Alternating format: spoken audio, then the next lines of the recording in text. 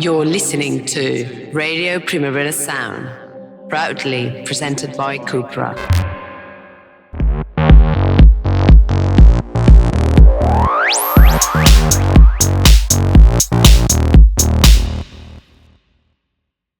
Ladies and gentlemen, you've been waiting for it. It's the There. Welcome. Whoa, Wow. The people go crazy. Hi. Thank you for coming to the Radio Primavera Sound box. As you said it's our little box in here live at Primavera Sound 2025. Harrison, how are you feeling? I'm feeling pretty good. I'm just happy to be here. I love Barcelona. This is probably like one of the best festivals in the world, I think. So. And we're so happy you're playing. You're actually closing the first day of the best festival in the world. Yeah, it's late, but I know for here it's not really. It's not really, and it also makes so much sense because it's the Charlie Day. And who else would close the Charlie Day than the There? Of course. What can we expect from your set? Maybe an appearance, maybe what? I don't know.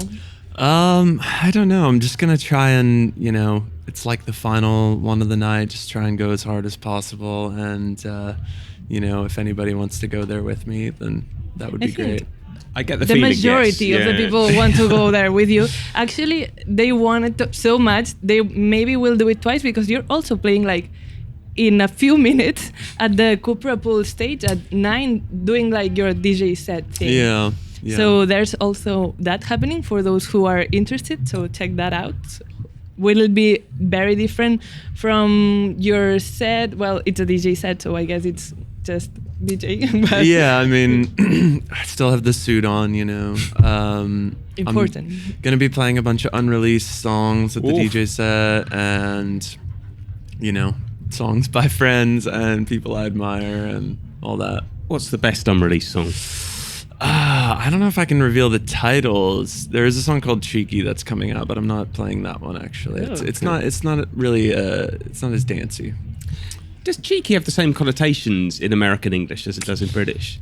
Yeah, I think it's just not as popular. Right. Were you going for like a British edge or without? A little bit, yeah. There might be a lyric alluding to that in the song. That people think you're British all the time, but you're actually like the thing that makes you the There is being very New York, and people say like, oh yeah, he's very early 2000s New York. They also say in this list a lot, which I don't know if you're tired by now hearing like, yes, whatever, tiny ties and ravens, but yeah, in this list. But I think, to me, when I think about the There, a very important part, which I don't hear a lot people saying, is the humor of it all. It feels a bit like dry humor, a bit of like Nathan For You, kind of a little bit like, if you understand, you understand, and if not, you can think it's very serious if you have this inside of you. Is this part of the idea, or is it just your personality coming through?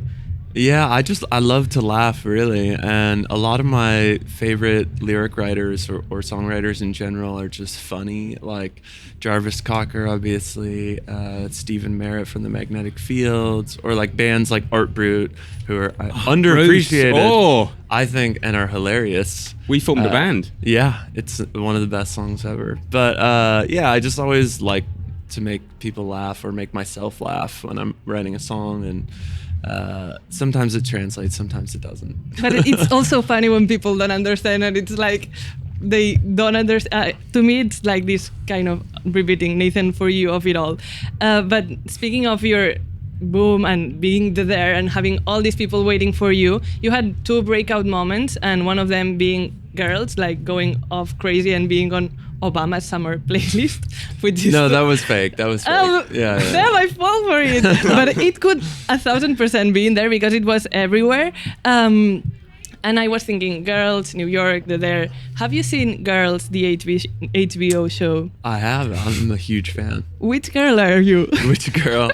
I would like to think that I'm a Jessa, and maybe at night I am, but I feel like I'm really more of like a Marnie Shoshana hybrid. To me, I think they're underrated. We have to like push forward the Marnie of it all and the Shoshana of it all, because everyone wants to be a Jessa, but you cannot be a Jessa all the time. No. Speaking of groups of friends, New York girls, I feel like there's a scene going on in New York which you're part of. Also, like I saw a few of your TikToks with Kai Newman, who's also like DJing and also plays into this humor thing. Do you feel like it's a real thing? Like there's a scene of creative people coming together and becoming friends, and maybe they're not doing the same thing, but there's something going on and you're all friends, or is just from the outside it looks like this? I don't know. I feel like I'm a part of a few different like groups of people.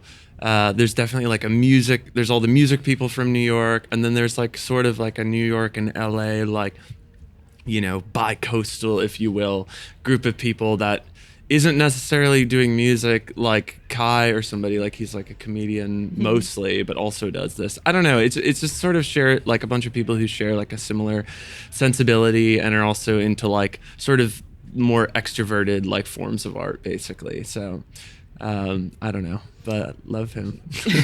It was so funny, like seeing like all these people who are actually connected and you wouldn't know otherwise. But it feels like we all want to be part of that friend group, but I'm just speaking on. No, good. The question I have is not massively intellectual, but you howl a lot in your music. Yeah. How do you? What are the perfect ingredients for a good howl? I don't know. I feel like I try a few different ones. Sometimes I like get out of my comfort zone, you know, but I've really just zeroed in on the sounds that feel really good to make over time after doing it a lot. But I'm hoping to expand the palette, you know, on upcoming releases, like longer screams, maybe even really short ones. Nice. I want to ask, like, what have the last few years been like with you? For you, like, I can't imagine how kind of strange and how much fun it's been the last few years. Yeah, it's been really crazy. It's just like a lot of traveling, which I hadn't really done to this degree. And like just exploring the world, I guess, which has been crazy, stressful, and also very fun at times.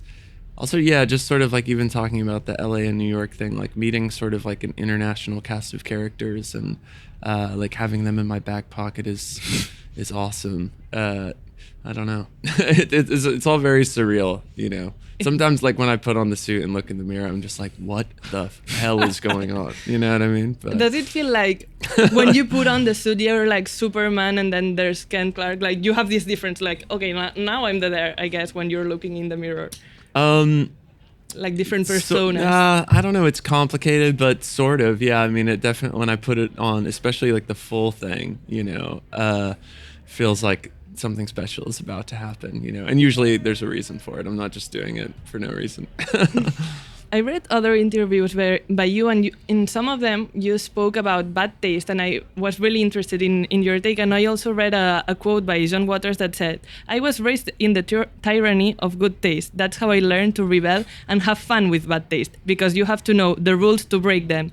Do you feel a similar way to like what he said, or how do you relate to bad taste in that sense? Yeah, I think like, oh man, it's distracting. There's so many people. Yeah, I don't know. I mean, I think just, you know, having followed like a lot of popular and unpopular music for like basically my entire life, and, you know, watching things come in and out of fashion and watching people have like harsh reactions to things at first, and then over time it gets reassimilated and moved back into culture. Like I don't know if I have some sort of grand theory about it, but it's just like I mean, it sounds cliche, but the subjectivity of music is like very, very true. And it is always changing. Like even at this point in time, most people that I talk to are like, Nickelback is actually a good band. and their songs are really well written.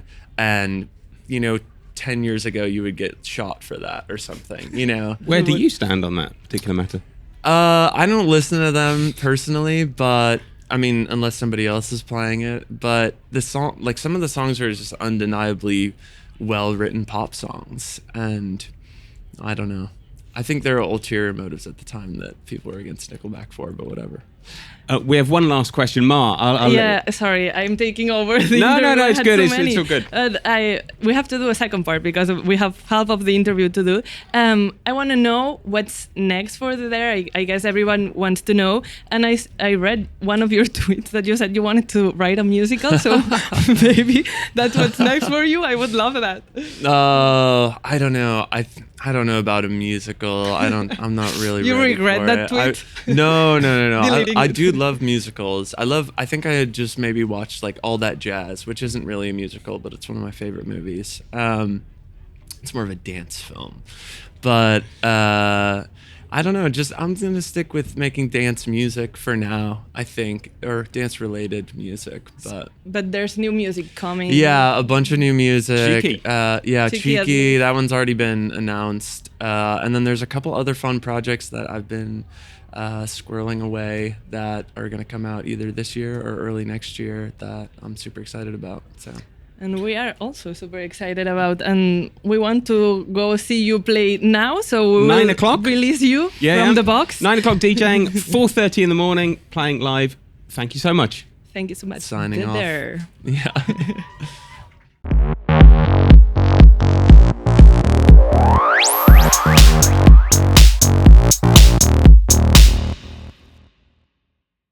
You're listening to Radio Primavera Sound, proudly presented by CUPRA.